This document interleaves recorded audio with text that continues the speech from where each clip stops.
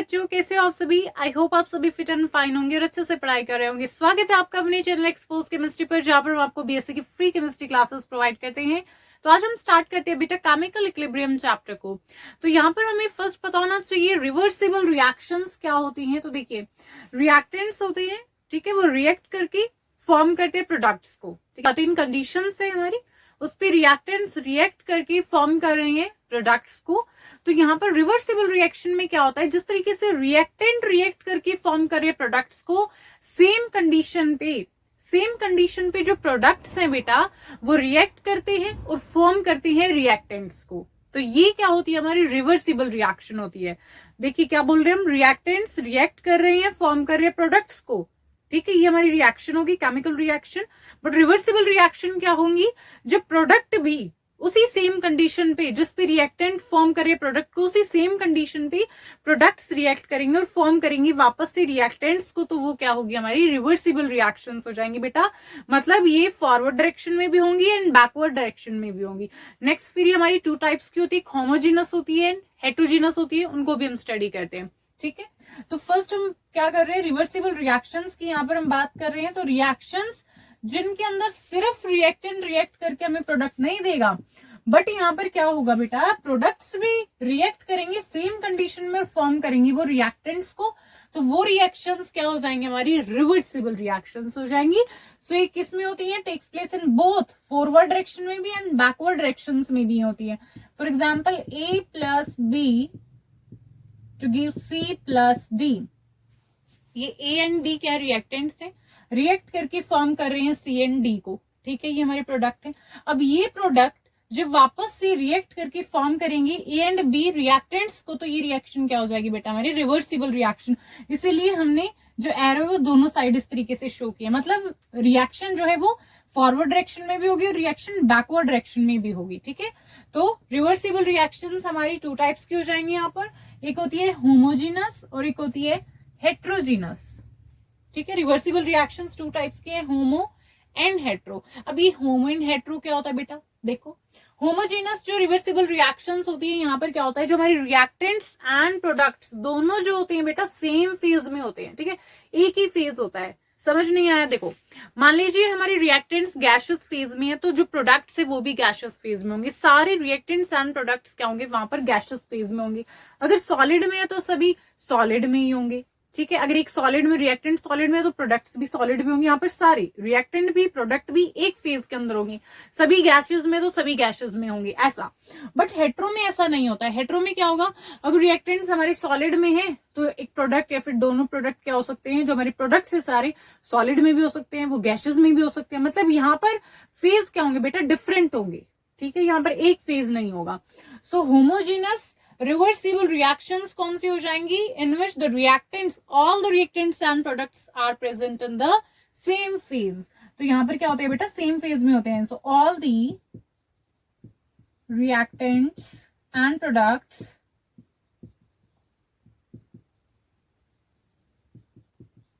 Are present in the same phase, same phase में वो present होते हैं। और अगर हम बात करते हैं हेट्रोजीनस की, तो यहां पर क्या होते हैं, द रिएक्टेंट्स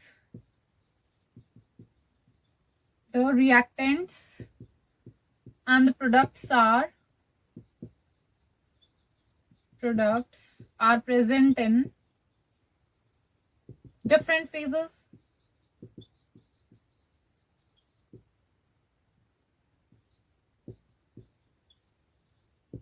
ठीक है बेटा, डिफरेंट फेजेस में। एग्जाम्पल ले लेते हैं, देखो यहाँ पर H2 है, गैसेस में है, ठीक है, प्लस I2 है, फॉर्म कर रहे हैं ये HI, ये भी किसके अंदर है, गैसेस के अंदर।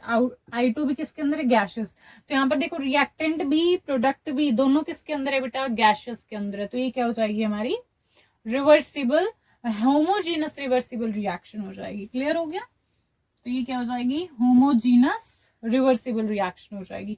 एक और एग्जांपल देखो, लाइक PCl5 का डिकम्पोजिशन हो रहा है, तो यहाँ पर ये क्या गैसियस फेज में है। इसी तरीके से डिकम्पोजिशन होने के बाद PCl3 ये भी गैसियस में है एंड प्लस Cl2 ये भी गैसियस में। अब बताओ मुझे बेटा, ये होमो है या हेट्रो है? ऑब्वियसली होमो है, बिकॉज सारी क्या है यहाँ पर एक ही फेज, गैस फेज में है सभी। हेट्रो का एग्जाम्पल लो, फॉर एग्जाम्पल यहाँ पर है कैल्शियम कार्बोनेट, ये क्या सॉलिड स्टेट में है। अब यहाँ पर इसका डिकम्पोजिशन होगा तो फॉर्म करेगा कैल्शियम ऑक्साइड को, कैल्शियम ऑक्साइड सॉलिड में है और फॉर्म करता है बेटा ये CO2 को, यहाँ पर जो कि क्या होती है हमारी गैसियस फेज में होती है। अब मुझे बताओ बेटा ये होमो हो गया हेट्रो होगा? क्या होगा?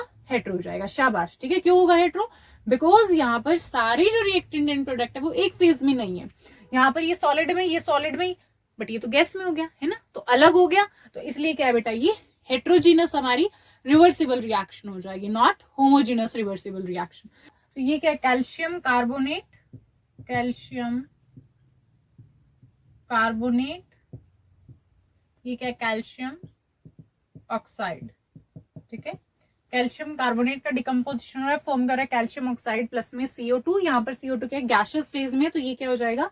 एंड और दोनों क्या हमारे सॉलिड में है, जो रिएक्टेंट है सॉलिड में है बट एक प्रोडक्ट सॉलिड में, दूसरा गैस में, तो हेट्रोजीनस रिवर्सिबल रिएक्शन का एग्जांपल हो जाएगा। ऑलराइट, एंड ये क्या हो जाएंगे बेटा हमारी होमोजीनस है, बिकॉज यहाँ पर सभी क्या है एक ही फेज में प्रेजेंट है। यहाँ पर क्या हो जाएगा बेटा? ट्वाइस ऑफ HI, ठीक है। ये क्या हमारे होमोजीनस रिवर्सिबल रिएक्शंस के एग्जांपल है। तो समझ में आया homogeneous reversible reactions and heterogeneous reversible reactions. Next हम पढ़ते हैं इरिवर्सिबल रिएक्शंस। नेक्स्ट हम देखते हैं बेटा इरिवर्सिबल रिएक्शंस क्या होती हैं। तो देखिए यहाँ पर जो हमारी रिएक्टेंट्स हैं रिएक्ट करेंगे, फॉर्म करेंगे प्रोडक्ट्स को, बट यहाँ पर ऐसा नहीं होगा कि जो हमारी प्रोडक्ट सेम कंडीशन पे प्रोडक्ट रिएक्ट करे और फॉर्म करे वापस से रिएक्टेंट्स को, ठीक है बेटा। यहाँ पर सिर्फ रिएक्टेंट्स रिएक्ट करेंगे, फॉर्म करेंगे प्रोडक्ट्स को, सिर्फ ये फॉरवर्ड डायरेक्शन में होगी रिएक्शन, तो इन्हें हम क्या बोलते हैं? Irreversible reactions. Alright, so the reactions in which products do not react under the same condition, same condition पे वो रिएक्ट नहीं करेंगे और वापस से हमें रिएक्टेंट्स ऑब्टेन वहां पर नहीं होंगी, एंड ये सिर्फ फॉरवर्ड डायरेक्शन में होगा, बैकवर्ड में नहीं होगा, सिर्फ फॉरवर्ड में होगा। For example A plus B to give C plus D। अब ये A प्लस B ये दो रिएक्ट करके फॉर्म कर रहे हैं हमारे प्रोडक्ट्स को, बट ऐसा नहीं होगा CD रिएक्ट करके वापस से फॉर्म करे AB रिएक्टेंट्स को, ठीक है बेटा। ये क्या हो जाएगा हमारी इरिवर्सिबल रिएक्शन। एग्जाम्पल के लिए हम लेते हैं सोडियम है सॉलिड एंड प्लस वाटर, ये हमारा लिक्विड, फॉर्म करेगा किसको? NaCl को, ठीक है। यहाँ पर फॉर्म हो जाएगा NaOH, NaOH फॉर्म हो जाएगा एंड प्लस वाटर। NaOH किस में होगा? यहाँ पर हमारे पास लिक्विड, यहाँ पर होगा एक्वस में, ठीक है, और ये होगी बेटा गैस, ठीक है। अब यहाँ पर देखिए ये जो हमारी रिएक्शन हो रही है, सोडियम है यहाँ पर और साथ में क्या है? पर 2 आ जाएगा। सोडियम है, यहाँ पर वाटर है, ये दो रिएक्टेंट्स रिएक्ट कर रहे हैं, फॉर्म कर रहे हैं प्रोडक्ट को, ट्वाइस ऑफ NaOH एक्वस में एंड प्लस क्या हो जाएगा हमारे? यहाँ पर H2 आएगा बेटा, H2 नहीं H2 गैस, फिर होगी हमारी H2 गैस। ऑलराइट, तो यहाँ पर sodium and plus water form करेंगे sodium hydroxide and hydrogen gas को, ठीक है। अब ऐसा नहीं होगा कि sodium hydroxide and hydrogen react करे और फॉर्म करे वापस से रिएक्टेंट्स को, ऐसा नहीं होगा, सिर्फ ये फॉरवर्ड डायरेक्शन में होगी, तो इसलिए ये कैसी हो जाएगी हमारी? इरिवर्सिबल रिएक्शन हो जाएगी। तो सिर्फ जो इरिवर्सिबल रिएक्शन है वो फॉरवर्ड डायरेक्शन में होती है, बैकवर्ड में नहीं होंगी। बैकवर्ड में हमारी रिवर्सिबल रिएक्शन होती है, फॉरवर्ड में भी एंड बैकवर्ड में भी।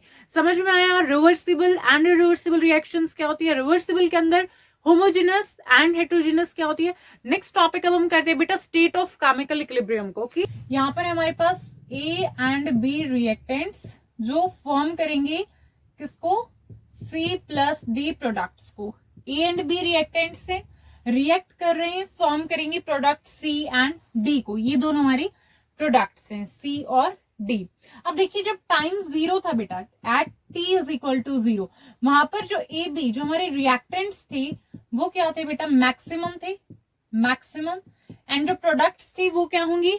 0 होंगी, बिकॉज जब टाइम 0 था तो वहां पर हमारी रिएक्शन नहीं हुई थी, और जब रिएक्शन ही नहीं होगी तो क्या हमारे प्रोडक्ट फॉर्म हो रहे होंगे वहां पर? नहीं, बिल्कुल भी नहीं। तो यहाँ पर इनकी concentration 0 at time is equal to 0। जब हमारी रिएक्शन प्रोसीड नहीं हुई थी तो वहां पर जो रिएक्टेंट्स है उनकी कंसंट्रेशन मैक्सिमम थी, बिकॉज वहां पर कोई भी प्रोडक्ट फॉर्म नहीं हुआ था जब रिएक्शन स्टार्ट नहीं हुई थी। तो देखिए टाइम 0 पे रिएक्टेंट्स तो क्या है बेटा? मैक्सिमम है, एंड प्रोडक्ट्स क्या है? 0, उनकी कंसंट्रेशन 0 है। बट जैसे ही रिएक्शन प्रोसीड होगी बट जैसे ही बेटा क्या होगी, रिएक्शन हमारी प्रोसीड होगी, तो यहाँ पर क्या होगा, जो हमारी रिएक्शन है वो होगी। अब रिएक्शन होगी तो क्या होगा, जो हमारी सी एंड डी है इनकी कंसंट्रेशन क्या होगी, बढ़ेगी, बिकॉज यहाँ पर रिएक्टेंट्स रिएक्ट करके फॉर्म करेंगे प्रोडक्ट्स को। ठीक है, तो यहाँ पर जब रिएक्शन प्रोसीड होगी तो यहाँ पर फॉर्म होंगे हमारे प्रोडक्ट सी एंड डी। तो यहाँ पर जब हमारी रिएक्शन फॉरवर्ड डायरेक्शन में हो रही है तो यहाँ पर हमारे फॉर्म होंगे प्रोडक्ट्स। तो अब क्या होगा कि यहाँ पर जो हमारी बैकवर्ड रिएक्शन है उसका रेट अब यहाँ पर बढ़ जाएगा। ठीक है, तो जैसे हमारे जो प्रोडक्ट्स हैं वो फॉर्म होंगे तो यहाँ पर क्या होगा, फिर यहाँ पर हमारी बैकवर्ड रिएक्शन, जो रेट ऑफ बैकवर्ड रिएक्शन है वो बढ़ जाएगा and rate of forward reaction है वो डिक्रीज हो जाएगा। और एक ऐसा स्टेज आएगा बेटा जहां पर rate of forward reaction and rate of backward reaction equal हो जाएगा। उस स्टेट को हम क्या बोलते हैं, जो रिएक्शन है हमारी किस स्टेट में आ गई है, वो केमिकल इक्विलिब्रियम की स्टेट में आ गई है। ठीक है, वहां पे जो है हमारा क्या हो गया, अब इक्विलिब्रियम अटेन हो गया है। तो क्या होगा, पहले टाइम 0 पे ए एंड बी मैक्सिमम थे, जैसे ही रिएक्शन प्रोसीड हुई प्रोडक्ट्स हमारे फॉर्म होंगे। तो जब प्रोडक्ट फॉर्म होंगे तो यहाँ पर क्या होगा, हमारी बैकवर्ड रिएक्शन हमारी क्या होगी, रेट ऑफ बैकवर्ड रिएक्शन बढ़ जाएगा। तो वहां पर क्या होंगे, रिएक्टेंट फॉर्म होने स्टार्ट हो जाएंगे। तो यहाँ पर अब फिर क्या होगा, एक टाइम आएगा जहां पर रेट ऑफ फॉरवर्ड रिएक्शन और रेट ऑफ बैकवर्ड रिएक्शन, वापस से प्रोडक्ट से रिएक्टेंट बनने की जो प्रोसेस है, ये दोनों क्या हो जाएंगे बेटा, हमारे सेम हो जाएंगे, रेट जो दोनों का सेम हो जाएगा। एंड उस स्टेट को हम क्या बोलेंगे, केमिकल इक्विलिब्रियम की स्टेट। ठीक है, जो रिएक्शन है वो किस स्टेट में आ गई, इक्विलिब्रियम में आ गई है स्टेट में। ऑल राइट, सो क्या हो जाएगा, when the rate of forward reaction, rate of forward reaction becomes equal to the rate of backward reaction, then the reaction is said to be in the state of chemical equilibrium. क्या बोलेंगे हम, किस state में, chemical equilibrium की state में। वहां पर क्या हो गया बेटा, इक्विलिब्रियम अटेन हो गया जब rate of forward reaction and rate of backward reaction हमारा क्या हो जाए, इक्वल हो जाए। Rate of forward reaction equal हो जाए रेट ऑफ बैकवर्ड रिएक्शन की, तो जो रिएक्शन है वो किस स्टेट में आ जाएगी, केमिकल इक्विलिब्रियम की स्टेट में आ जाएगी। अब जैसे इक्विलिब्रियम अटेन हो गया बेटा, वहां पर rate of forward rate of backward क्या हो जाएगी, हमारी इक्वल हो जाएगी। तो जब इक्विलिब्रियम अटेन हो जाएगा तो हमें क्या लगेगा, हमें लगेगा कि वहां पर रिएक्शन वो स्टॉप हो गई है। ठीक है, हमें ये लगेगा कि जो रिएक्शन है वो स्टॉप हो गई, बिकॉज जो मोस्ट ऑब्जर्वेबल हमारी प्रॉपर्टी है कंसंट्रेशन, अब उसके अंदर कोई भी चेंज नहीं आएगा। ठीक है, कंसंट्रेशन जो है हमारी वो चेंज नहीं होगी, और कंसंट्रेशन अगर चेंज नहीं हो रही है तो हमें क्या लगेगा कि वहां पर जो हमारी रिएक्शन है वो स्टॉप हो गई है, अब हमारी रिएक्शन नहीं हो रही है। ठीक है, हमें ये लगेगा बिकॉज कंसंट्रेशन के अंदर कोई भी चेंज नहीं हो रहा है, सो वहां पर हमें लगेगा रिएक्शन स्टॉप हो गई है। बट वो स्टॉप नहीं हुई है, वहां पर क्या हुआ है, जो rate of forward reaction and rate of backward reaction है वो इक्वल हुआ है। ठीक है, मतलब जितने रिएक्टेंट रिएक्ट करके बेटा फॉर्म कर रहे हैं प्रोडक्ट को, ठीक है, जितने नंबर में हमारे जो रिएक्टेंट्स हैं वो रिएक्ट करके फॉर्म कर रहे हैं प्रोडक्ट्स को, उतने ही प्रोडक्ट रिएक्ट करके फॉर्म करेंगे रिएक्टेंट्स को। ठीक है, तो यहां पर मतलब कि जो रिएक्शन है वो स्टॉप नहीं हुई है। आपको ये नहीं समझना है कि इक्विलिब्रियम पे जो रिएक्शन है वो स्टॉप हो जाएगी, रिएक्शन स्टॉप नहीं होगी, बट जो rate of forward and rate of जो हमारा बैकवर्ड है, rate of forward and rate of backward जो है वो हमारा इक्वल हो गया है। जितने रिएक्टेंट्स रिएक्ट करके फॉर्म कर रहे हैं प्रोडक्ट को, उतने ही प्रोडक्ट रिएक्ट करके फॉर्म करेंगे रिएक्टेंट्स को। तो यहां पर हम क्या बोलेंगे, जो हमारा इक्विलिब्रियम है वो अटेन हो गया, rate of forward reaction becomes equal to the rate of backward reaction, then the reaction is set to be in the state of chemical equilibrium. तो वहां पर हम बोलेंगे बेटा जो हमारा इक्विलिब्रियम है वो डायनामिक है नेचर में, ना कि वो स्टैटिक है। वहां पर ऐसा नहीं हुआ रिएक्शन स्टॉप हो गई है, रिएक्शन तो हो रही है। ठीक है, रिएक्शन तो हो रही है, जितने प्रोडक्ट हमारे फॉर्म हो रहे हैं, रिएक्टेंट रिएक्ट करके फॉर्म कर रहे हैं प्रोडक्ट को, उतने ही प्रोडक्ट रिएक्ट कर रहे हैं फॉर्म कर रहे हैं रिएक्टेंट को। तो इसलिए जो इक्विलिब्रियम है वो डायनामिक है नेचर में। ऑलराइट, तो आपको ये पॉइंट ध्यान में रखना है, the equilibrium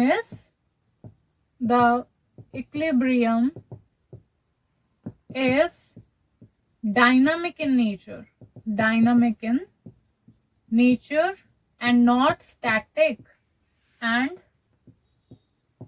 not static, static नहीं है वो, कैसा है बेटा, डायनामिक है नेचर में, रिएक्शन है वो स्टॉप नहीं हुई है, रिएक्शन वहां पर चल रही है, ठीक है। ये देखिए, ये time and rate of reaction के बीच में ग्राफ प्लॉट किया है, तो rate of reaction and time के बीच में देखिए किस तरीके से होगा, तो ये साइड रेट ऑफ रिएक्शन है, इस साइड हमारा टाइम है। जब टाइम 0 था तो यहाँ पर प्रोडक्ट्स क्या होंगे, हमारे मैक्सिमम होंगे, तो फॉरवर्ड रिएक्शन हमारी बढ़ेगी, ठीक है। और फॉरवर्ड रिएक्शन जब हमारी बढ़ रही है तो वहां पर फिर क्या होगा, जो हमारा रेट ऑफ बैकवर्ड रिएक्शन है वो हमारा बढ़ जाएगा, and rate of forward reaction है वो हमारा घट जाएगा, ठीक है, वो हमारा घटना शुरू हो जाएगा, एंड रेट ऑफ जो हमारा बैकवर्ड रिएक्शन है वो बढ़ना शुरू हो जाएगा। एक टाइम ऐसा आएगा बेटा जहां पर, एक पॉइंट ऐसा आएगा, एक टाइम ऐसा आएगा जहां पर जो rate of forward reaction, rate of backward reaction है बेटा वो हमारा इक्वल हो जाएगा, एंड इसको हम क्या बोलेंगे, इक्विलिब्रियम स्टेट, ठीक है। क्या बोलेंगे हम इसको, इक्विलिब्रियम स्टेट बोलेंगे। मतलब वहां पर rate of forward reaction and rate of backward reaction क्या हो गया बेटा, इक्वल हो गया है, तो वो क्या हो जाएगी, हमारी इक्विलिब्रियम स्टेट हो जाएगी, एंड जो रिएक्शन है वो किसके अंदर आ जाएगी, इन the state of chemical equilibrium, ठीक है। तो इस पॉइंट को जरूर जरूर ध्यान में रखेंगे कि जो इक्विलिब्रियम है वो स्टैटिक नहीं है, इक्विलिब्रियम डायनामिक है नेचर में, रिएक्शन स्टॉप नहीं होती है, रिएक्शन होती है, बट जितने रिएक्टेंट्स रिएक्ट करके फॉर्म कर रहे हैं प्रोडक्ट्स को, उतने ही प्रोडक्ट रिएक्ट कर रहे हैं और फॉर्म कर रहे हैं रिएक्टेंट्स को, ठीक है, बिकॉज ये रिवर्सिबल रिएक्शन है, फॉरवर्ड भी हो रही है एंड बैकवर्ड भी हो रही है, and rate of forward reaction equal है रेट ऑफ बैकवर्ड रिएक्शन की। समझ में आ गया बेटा concept state of chemical equilibrium का? आपको आई होप आपको सारे पॉइंट्स क्लियर होंगे। फिर भी कोई डाउट आए कमेंट बॉक्स में कमेंट करना है। मिलते हैं नेक्स्ट वीडियो में नए टॉपिक के साथ।